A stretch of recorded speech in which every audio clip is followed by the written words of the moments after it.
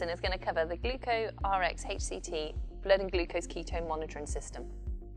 As a member of CCAS, you'll have to operate and maintain this piece of equipment. This lesson will consist of a demonstration on how to use this piece of equipment, and we'll also look at the pre-user check in 373. So the ancillaries that come with this glucometer are the control solution, the test strips, and some lancets, and a carry pouch.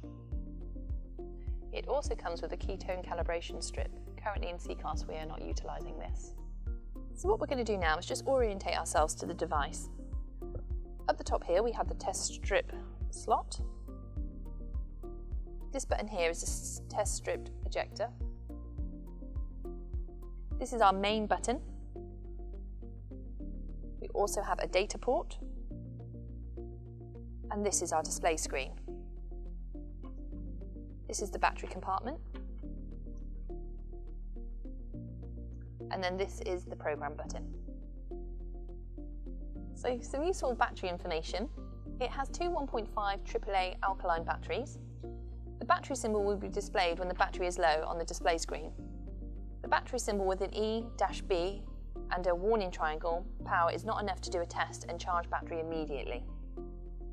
Device will automatically power off after 2 minutes if there is no activity. So the 373 check with the glucometer is pretty straightforward. The first thing we're going to do is confirm the following. We're going to look for any dirt and damage on the equipment. So we're looking for any cracks across the display screen, anything that we think that is going to prevent us from using this appropriately. So once we're happy there is no dirt and damage on the piece of equipment, the next thing we're going to do is remove and examine the batteries. So we're just going to open the slot like so, and we would take the batteries out and have a good look at them for any leaks, any cracks on there, or any damage to the battery itself. When we're happy there's nothing present there, we can then just pop it back in and close it up. And that is a physical check of the 373. So what we need to do first is insert the glucose test strip into the meter. We want to be checking first that our glucose test strips are in date. Once we're happy with that, we are then going to take out a test strip.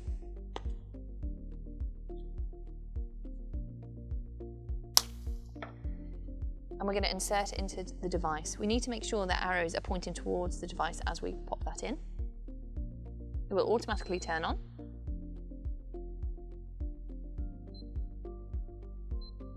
We know that this machine is ready to receive a sample, as we can see the blood strip there at the top, and that we can see that HCT is present. We then need to check our control solution. We need to ensure that the manufacturing date is in date. In addition to that, it has a 3-month expiry once opened. As you can see, I've placed a drop of control solution on the top of the lid. What we need to do next is bring the glucometer up into the drop, and we just come towards it like so.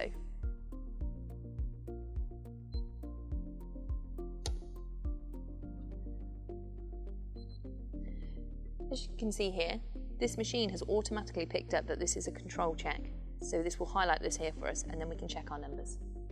So when checking our numbers, we want to ensure that they're within range, as on the test strips. Once we're happy with that, we can just remove the test strip, tidy away our control solution. That's the control check done. What we're going to do now is go over the functional use of the glucometer. We are going to demonstrate on how to do a patient sample. So the first things that we need to do is take out our blood glucose strip.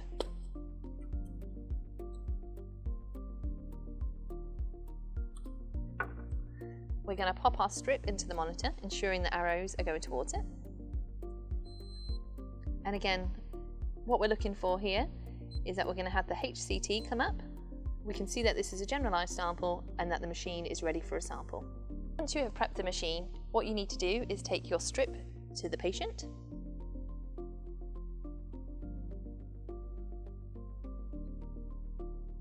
It will count down, and there is your glucose level. Once you have finished with the test, you would then take this to a clinical waste bag and inject the sample. So this glucometer has a memory function, so we can go back and look at our previous results. So you need to turn it on without having a test strip in. So if you press and hold the main button, we can see that an M's coming up there to show that we're about to go into the memory. This is 1, so we can see this is the previous blood sample I've just done. And if we can scroll through them, that you can see that we can get the previous ones before that.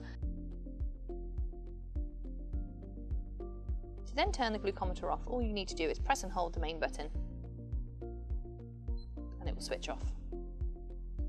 Another function this glucometer can do, so if we put a strip in like so, this has different modes, which is more aimed at the home user, so it's not something we would routinely use during CCAST.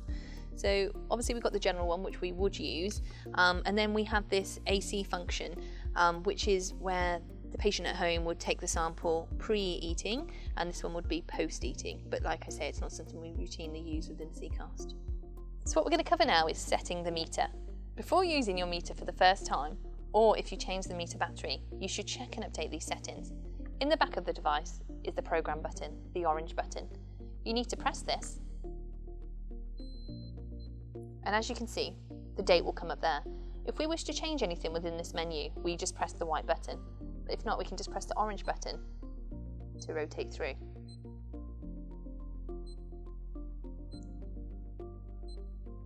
This on means that the buzzer is switched on. The buzzer can be used for patients at home who need to remind themselves to check their blood sugar level. And then these are the different alarms that the patient can set. This stands for backlight, so you can turn your backlight on and off if you so wish, and then it will turn off. That brings us to the end of the GlucoRx HCT lesson. If you want to do any further reading, you can find it on our DLE site.